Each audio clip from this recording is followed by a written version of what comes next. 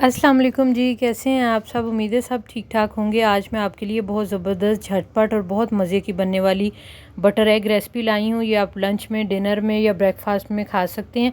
यहाँ पे ये मसाले लिए हैं मैंने। 2 सब्ज़ मिर्च है, अदरक है, लहसुन है और 3 टमाटर हैं। ये हमने एक मिक्सी में डालने हैं। 1 टीस्पून ज़ीरा पाउडर, 1 टीस्पून सूखा धनिया, 1 टीस्पून नमक, 1 टीस्पून सुरख मिर्च पाउडर ये हम डालेंगे और इसको डाल के ग्राइंड कर लेंगे। यहाँ पे मक्खन डाला है मैंने एक पैन के अंदर और इसके अंदर थोड़ा सा ऑयल शामिल करेंगे। 5 अंडे मैंने बॉईल किए हैं और ये 5 मैं आपको अंडों के साथ रेसिपी बता रही हूँ। इसके अंदर हम हाफ़ टी स्पून नमक, हाफ़ टी स्पून हल्दी और 1/4 टीस्पून हल्दी थी, 1/4 चम्मच चाय वाला और 1/4 चम्मच सूरख मिर्च पाउडर और थोड़ा सा सब्ज़ धनिया डाल के इसको इसके अंदर कलर आने तक ज़रा फ्राई कर लेंगे।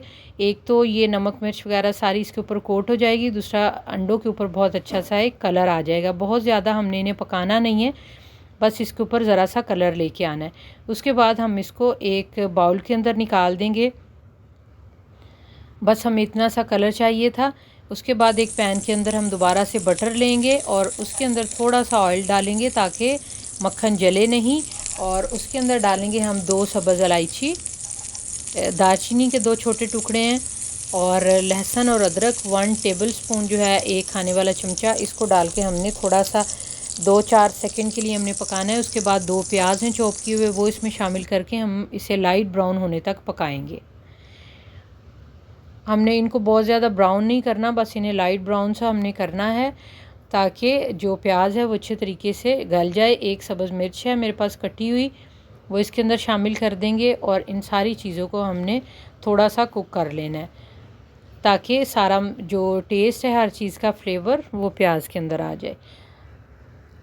अब इसके अंदर थोड़े मसाले शामिल करेंगे। हाफ़ टी स्पून सूरख मिर्च पाउडर, हाफ़ टी स्पून हल्दी पाउडर, इसको डालेंगे और थोड़ा सा हिलाएंगे। उसके बाद इसमें मैं थोड़ा सा 2 घूंट के करीब पानी डालूँगी ताकि हमारे मसाले जले नहीं।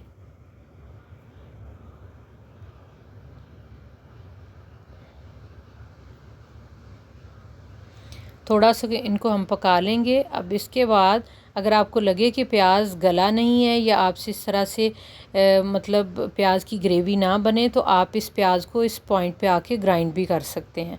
ठीक है, जिस तरह से हमने मिक्सी में बाकी मसाले ग्राइंड किए हैं। अब ये टमाटर पेस्ट और ये सारा कुछ जो हमने ग्राइंड किया था स्टार्ट में, जो मैंने आपको मसाले बताए थे, वो हम इसके अंदर डाल के तो इसको अच्छे तरीके से तकरीबन 5 मिनट के लिए लो फ्लेम के ऊपर पकाएंगे।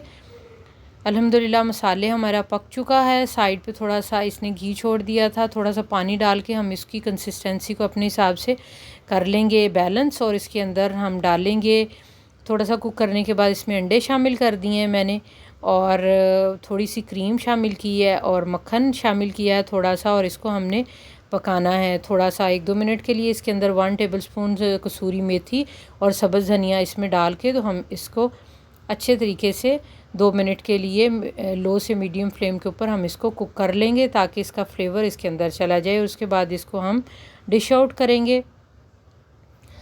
और आप सोच रहे होंगे 4 अंडे रह गए हैं, 5वां अंडा गायब हो गया था। ठीक है, बहरहाल आप अपनी फैमिली के हिसाब से अंडे जो हैं वो बॉईल कर लें और जो बाकी मसाले हों उस हिसाब से आप इसको एडजस्ट कर लें।